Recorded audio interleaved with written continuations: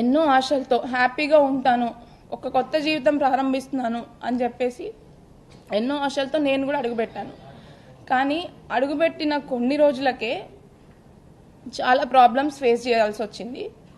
కానీ ఫస్ట్ నేను చెప్పదలుచుకున్న విషయం ఏంటంటే, ఎవరైనా పెళ్ళి ఎందుకు చేస్తారండి? హ్యాపీగా ఉండాలి వాళ్ళ అమ్మాయి అబ్బాయి అని చెప్పి పెళ్లి చేస్తారు. బట్ జోగి రమేష్ గారు చేసిన ఉద్దేశం రాంగ్. ఫస్ట్ థింగ్ ఏంటంటే, ఒక పెళ్లి చేసుకున్న తర్వాత ఇద్దరి మధ్యలో గొడవలు వచ్చి విడిపోవడం అనేది కంప్లీట్ డిఫరెంట్ స్టోరీ. బట్ నా పెళ్లి అట్లా జరగలేదు. ఖచ్చితంగా ఈ పెళ్లి ఉండదు, ఇది ఉండే పెళ్లి కాదు అని చెప్పి అతని కొడుకుకి ఉన్న ప్రాబ్లము ముందే అతనికి తెలిసే, ఖచ్చితంగా వాళ్ళ కుటుంబం మొత్తానికి తెలిసే నాకు ఈ పెళ్లి చేశారు. ఖచ్చితంగా అది నేను 100కి 100% చెప్పగలను. పెళ్లికి ముందు ఇలా తెలిసి ఒక అమ్మాయి గొంతుని కోయడం అనేది చాలా పెద్ద నేరము. ఇట్లా ఇప్పుడు తనకు కూడా ఒక కూతురు ఉంది, తనకు కూడా ఖచ్చితంగా కూతురు ఉంది.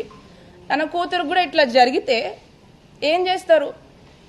ఇప్పుడు ప్రజలందరికీ సహాయం చేసే ఒక వ్యక్తి, పబ్లిక్ పర్సన్, అతను పబ్లిక్ నాయకుడు.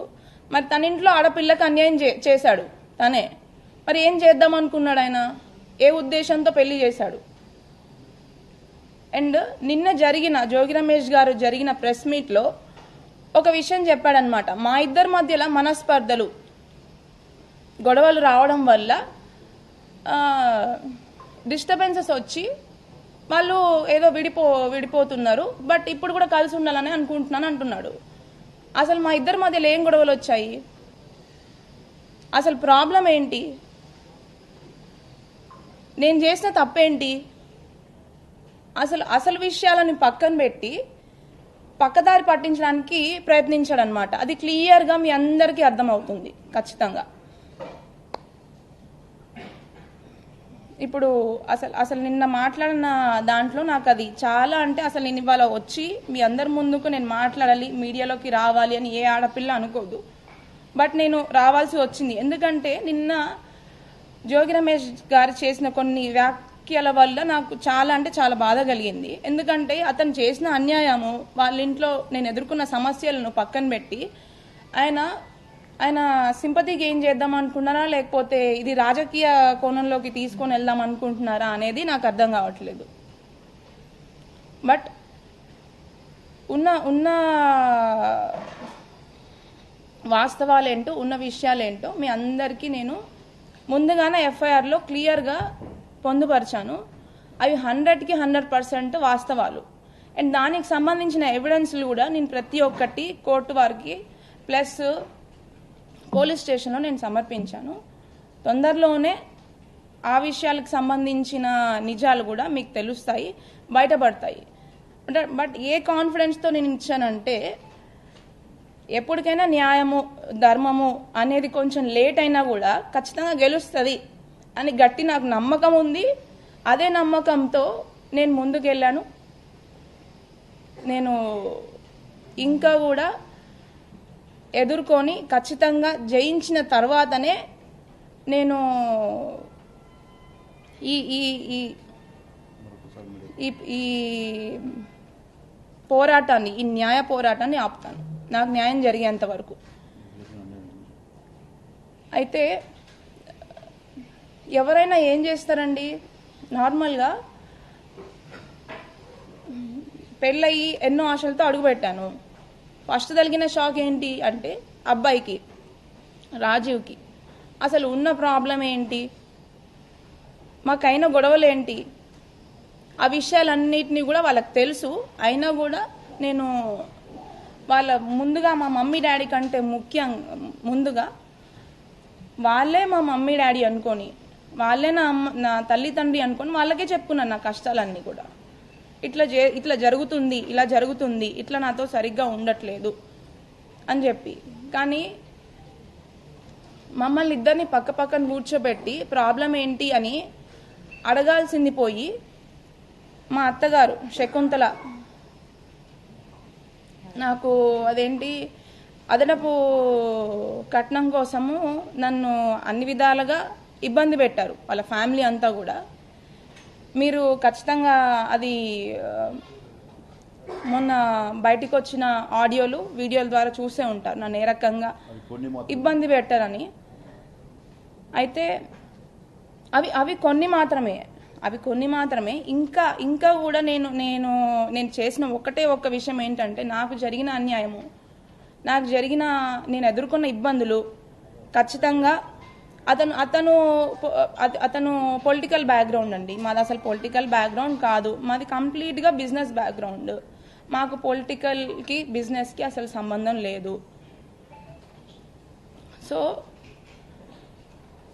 నేను అదేవిధంగా మా అత్తమ్మ మామయ్యకి నాకున్న ప్రాబ్లమ్స్ని చెప్తే అది పక్కన పెట్టి, మీరు విన్నట్టు మొన్న ఆడియోలో ఇన్నోవా పెళ్ళైన కొత్తలోనే అండి, మాది May 28, 2025కి పెళ్ళైతే నెక్స్ట్ ఒక 1 monthలోనే ఆషాఢం రావడం జరిగింది. అయితే వెళ్లే ముందే 1 weekలోనే నాకు ఫస్ట్ షాక్ రాజీవ్తో తగిలింది.